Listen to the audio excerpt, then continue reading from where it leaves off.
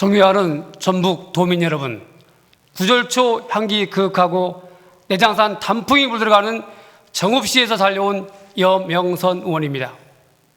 먼저 어린이 보호구역 내 각종 규제를 탄력적으로 운영하는 정책에 대한 지사님의 견해를 묻도록 하겠습니다.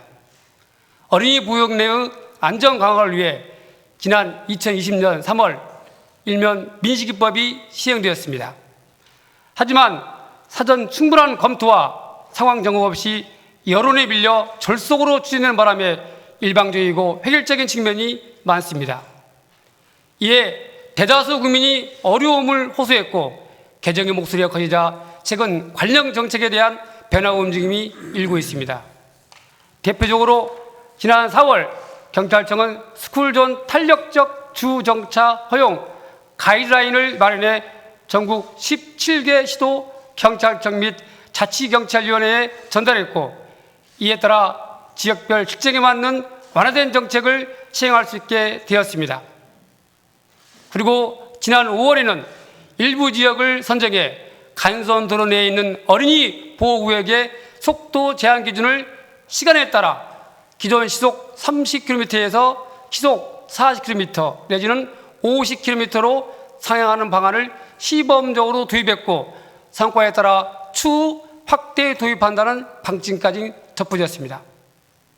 평소 본 의원도 안전 강화를 위해서는 강력한 규제 정책이 필요하다는 것에 공감하는 바입니다.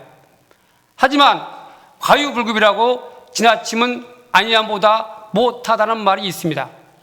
법 적용이 과도하게 일방적이고 획일적이면 그렇지 않아도 어려운 시기에 국민과 도민의 불만이 높을 수밖에 없고, 이는 중앙과 지방정부의 정책에 대한 신뢰의 추락으로 이어질 수 있습니다.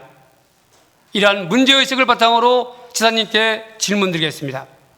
앞서 언급했듯이 현재 정부 차원에서 어린이 보호구역 내의 각종 규제 정책을 완화하는 움직임을 이어가고 있고, 전라북도의 경우 지난 2019년 이후 각종 데이터상 어린이 보호구역 내의 안전수치는 상승세입니다. 따라서 본 의원은 우리 전라북도에서도 간선도로 내 어린이 보호구역의 속도 제한 탄력 조정 등 방안이 필요하다고 생각합니다. 다만 관련된 정책 결정 대부분이 지방자치단체의 영역을 넘어서기 때문에 지사님의 결단이 있어야 합니다. 예컨대 강원도의 경우 강원도지사가 어린이 보호구역 속도 제한 완화 정책의 필요성을 지속적으로 주장했고, 최근 강원경찰청과 합심해 시범사업 형태로 도입하기로 결정했습니다. 따라서 본 의원은 전라북도 또한 현 실태에 대한 도민의 여론 동향을 면밀히 파악하고 전북 경찰청 등 관계기관과 합심해 더 나은 제도 방안을 만들기 위한 다각적인 시도가 있어야 한다고 생각합니다. 이에 대한 지사님의 전반적인 견해는 무엇인지 밝혀주시기 바랍니다. 다음으로 보훈병원 관련과 관련된 지사님의 견해를 묻도록 하겠습니다. 정부 주도로 광역 단위의 보훈병원이 설립되기 시작한 이후 전국에 총 6개의 보훈병원이 설립되었으나 아직까지는 전라북도에는 보훈병원이 없습니다. 국가보훈처에서는 보훈병원이 있는 지역과 없는 지역 간의 의료 서비스 격차를 해소하기 위해 각 지역에 있는 민관병원 등을 위탁병원으로 지정해 운영하고 있습니다. 도내 36개의 위탁병원이 있으나 보훈병원과 동등한 수준을 기대하기는 어려운 실정입니다. 예컨대 국비진료자라고 하더라도 보훈병원을 이용하면 비급여 항목에 대해 전액 국비 지원이 이루어지나 위탁병원을 이용하면 본인 부담감이 발생합니다. 이러한 일정으로 인해 도내에 계신 국가보훈 대상자 분들께서는 불편한 몸을 이끌고 보훈병원이 있는 지역으로 원정 진료를 떠나고 있습니다. 국가유공자 특성상 대부분이 65세 이상 고령자임을 감안하면 매우 힘들고 위험한 여정이며 이동 시 소요되는 경비가 지원되는 것도 아닙니다. 이와 관련해 지사님께 질문드리겠습니다. 전라북도보다 규모가 큰 인천광역시의 경우에도 보훈병원을 건립하기 위해 사전에 논리 개발을 위한 정책 연구 용역 등을 발주하는 등 심혈을 기울여 왔습니다. 따라서 본 의원은 지사님께서 보훈병원 건립 필요성에 대해 진정으로 동의하신다면 다양한 정책적 시도를 기반으로 특성화된 전략을 마련해야 한다고 생각하는데 이에 대해 견해를 밝혀주시기 바랍니다.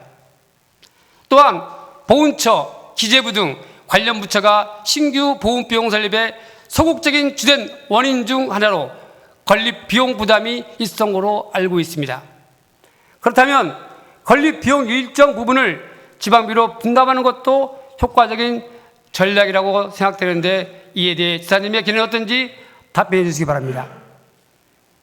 본 의원이 조사해 본 바로는 현재 독립유공자에 대해서는 의료비 지원이 이루어지는 것으로 알고 있습니다. 이와 유사하게 도내 보훈위탁병원을 이용할 때 발생하는 본인 부담금을 일정 부분이라도 지원할 수 있는 사업이 개발되면 긍정적일 것이라고 봅니다. 비용 부담만 줄어들어도 보훈위탁병원에 대한 매력도가 올라갈 것이기 때문입니다.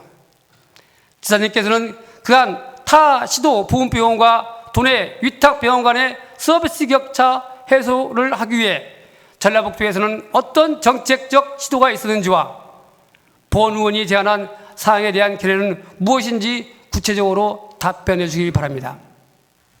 다음으로 정책 일몰제와 관련해 질문 드리겠습니다. 일반적으로 정책 일몰제란 목적을 이미 달성한 정책, 투자 대비 효과가 미약하여 더 이상 실익을 기대하기 어려운 정책, 행정력이나 예산의 낭비 요인이 현저히 늘어나 중단이 필요한 정책 등에 대하여 원점부터 재검토하거나 과감히 폐지하는 제도적 장치를 의미하며 시책 일몰제, 사업 일몰제 등으로 표현합니다. 이와 관련해 지사님께 질문드리겠습니다. 본 의원은 인구 감소, 재정 열악 등 전라북도가 마주하고 있는 각종 위기를 효과적으로 해결하기 위해서는 환경 변화에 신속하게 대응하기 위한 정책 일몰제가 반드시 필요하다고 생각합니다. 보훈위원회 제안에 대한 지사님의 견해를 밝혀주시길 바라며 동의한다면 그 구체적인 방법은 무엇인지 답변해 주기 바랍니다. 다음으로는 도내 민주화운동 공헌자의 애우 및 지원을 위한 정책 방향에 대해 질문드리도록 하겠습니다. 현재 정부는 민주화운동 관련자 명예회복 및 보상 등에 관한 법률, 일명 민주화보상법을 제정해 민주화운동 공헌자 및 그 유족들에 대한 보상 및 각종 지원 사업을 시행하고 있습니다. 그러나 도내에서는 523명만이 법률에 따른 민주화운동 관련자로 지정되어 있고 최근에는 관련 부처에서도 추가적인 지정 움직임조차 없는 것으로 파악됩니다. 이와 관련해 지사님께 질문드리겠습니다. 잘 알고 계시듯 전북대학교에서 전국대학가 최초로 4.4 시위가 열리는 등 전라북도는 민주화운동에 있어서 매우 의미 있는 지역입니다. 이러한 빛나는 역사와 달리 전라북도는 그간 공헌자문을 철저히 외면하고 있지 않았나 의심마저 드는 현실입니다. 따라서 본 의원은 이제라도 적극적이고 혁신적인 정책 방안이 입안돼야 한다고 생각합니다. 예컨대 관련 첨단 조직을 구성해 도내 민주화운동 공헌자에 대한 명확한 실태조사를 진행하고 법률에 따라 민주화운동 관련자로 지정받지 못한 분들을 도 자체적 차원에서 공헌자로 지정하는 등의 자구책이 필요할 것입니다. 보훈의원의 문제의식과 제안에 대한 지사님의 견해를 자세히 밝혀주시길 바랍니다. 다음으로는 교육감님께 질문드리도록 하겠습니다.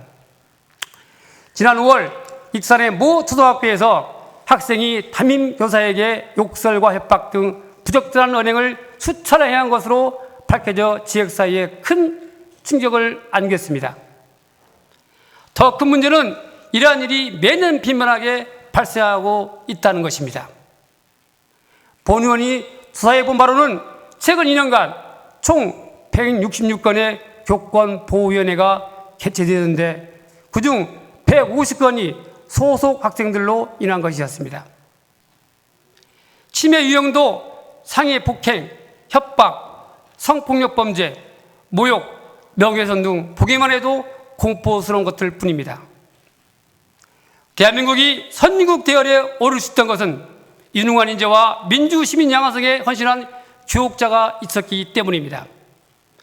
하지만 언제부턴가 학생 인권이 지나치게 강조되거나 곡해되어 교권이 추락하고 교실이 붕괴되고 있습니다. 인권이 없는 학교만큼이나 존 키팅이란 교사의 교권이 없는 학교는 죽은 시인의 사회입니다. 이와 관련해 교육감님께 질문드리겠습니다. 교육감님께서는 당선인 시절 앞서 말씀드린 익산의 모 초등학교를 방문해 교육활동 침해 행위에 대한 제도적 보완을 강조하셨고 취임사에서도 탄탄한 교권을 강조하셨습니다. 교육감께서는 학생으로부터 이어받는 교권을 보호하기 위한 특산의 대책이 무엇인지에 대해 이전의 정책과 달라진 점을 중심으로 자세히 설명해 주시기 바랍니다. 한편 교권위원회의 개최에 따른 결정사항에 대해서도 문제가 있어 보입니다. 피해 교원 보호 조치에 있어 150건 중 91건이 조언, 심리상담, 미조치 등 미약한 순위에 끝났고 가해 학생에 대해서도 전학, 퇴학 등 중징계로 이어진 사례는 26건에 불과합니다. 이와 관련해 교육감님께 질문드립니다.